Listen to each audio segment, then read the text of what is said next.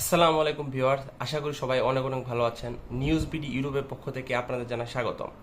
তো আমি বিশেষত এই চ্যানেলে গুরুত্বপূর্ণ যে নিউজগুলো রয়েছে সেগুলো আমি ভিডিও আকারে শেয়ার করে থাকি। খবরের হেডলাইনটি এমন যে শেখ হাসিনা ভারতে বসে চক্রান্ত করছেন বললেন মির্জা ফখরুল। বিএনপির খুব সুনামধন্য বড় একজন নেতা মির্জা ফখরুল, তিনি শুরু থেকে কিন্তু বিএনপির ভার ধরে আজকে এত দূর পর্যন্ত দলটাকে নিয়ে এসেছে।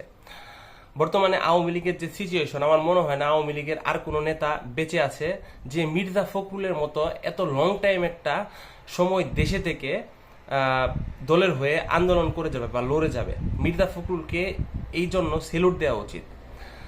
তো তিনি বলেছেন যে শেখ হাসিনা ভারতে বসে চক্রান্ত করছে। তো আসলেই শেখ হাসিনার কি বাংলাদেশে আসার মতো কোনো পরিস্থিতি আছে বলে আপনাদের মনে হয়? যদি তাই মনে হয়ে থাকে তাহলে অবশ্যই সেটা কমেন্ট করে জানাবেন।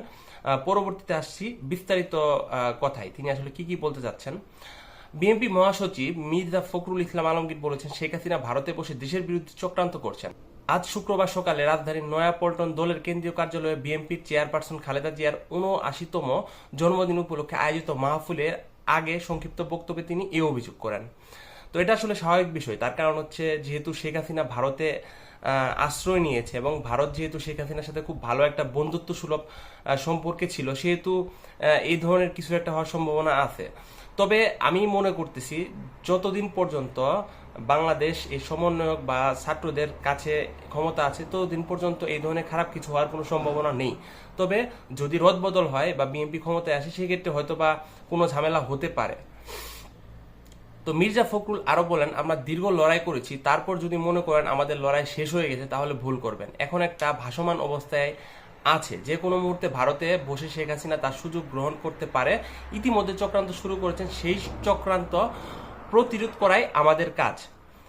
তো আসলে তিনি যে এই কথাটা বলেন এই কথাটার সাথে আমি একমত না। তার কারণ হচ্ছে এই যে দেশ স্বাধীন হলো বা শেখ হাসিনা দেশ ত্যাগ করে ভারতে চলে গেল, এর পুরো ক্রেডিটটা কিন্তু তিনি এই জায়গায় নিলেন। আসলে এই জায়গায় কিন্তু তাদের কোনো ক্রেডিট নাই, কারণ তারা অনেকবার আন্দোলনে নেমেছে এবং অনেক কিছু করেছে, কিন্তু কোনোটাতেই কোনো কাজ হয়নি। অবশেষে ছাত্ররা কিন্তু এই আন্দোলনটাকে সার্থক করেছে, তো সেই পুরো ক্রেডিটটা সে নিয়েছে এই জায়গায়। তো আসলে এটা কতটুকু যৌক্তিক?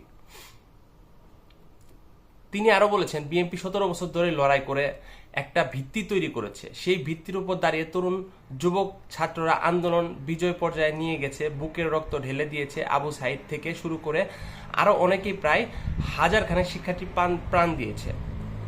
তো বিএনপি ১৭ বছর থেকে একটা ভিত্তি স্থাপন করেছে, এই কথাটা ভুল।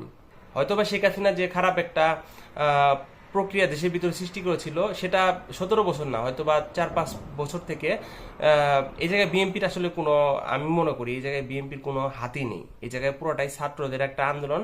তিনি এই কথাগুলো বলছেন কেন আমি সেটা বুঝতেছি না, হয়তোবা তিনি বাড়িয়ে বাড়িয়ে কথাগুলো বলতে চাচ্ছেন। বিএনপির মহাসচিব বলেছেন, এই যুদ্ধকে জারি রাখতে হবে, এই সংগ্রামকে চালিয়ে যেতে হবে, তা না হলে আমরা অনেক বিপদে পড়ে যাব এবং ফেসিবাদ পরাজিত করেছি, নব ফেসিবাদ যেন না আসতে পারে সেই জন্য আমাদের সজাগ থাকতে হবে। তো যাই হোক, তার এই বক্তব্যগুলো নিয়ে আমি আসলে কিছু মন্তব্য করতে চাচ্ছি না। আপনারা জানেন, দেশের জনগণ জানে যে এই যে আন্দোলনটা এটা কাদের মাধ্যমে সফল হয়েছে। আপনারা তো অবশ্যই অবশ্যই সেটা জানেন, সেটা আপনারাই ভালো বুঝতে পারবেন এবং আপনারা অবশ্যই অবশ্যই কমেন্ট করে জানাবেন। আর মির্জা ফখরুলের শেখ হাসিনা ভারতে বসে বাংলাদেশের পক্ষে বা বাংলাদেশে সে ভবিষ্যতে দাঁড়াবে অথবা চক্রান্ত করছে, এই ধরনের ব্যাপারটি আপনারা কিভাবে দেখছেন তা অবশ্যই অবশ্যই কমেন্ট করে জানাবেন। আর এমন আরো গুরুত্বপূর্ণ সংবাদগুলো ভিডিও আকারে পেতে অবশ্যই আমাদের ইউটিউব চ্যানেলটিকে অবশ্যই অবশ্যই সাবস্ক্রাইব করবেন। সবাইকে অসংখ্য অসংখ্য ধন্যবাদ পুরো ভিডিওটি দেখার জন্য।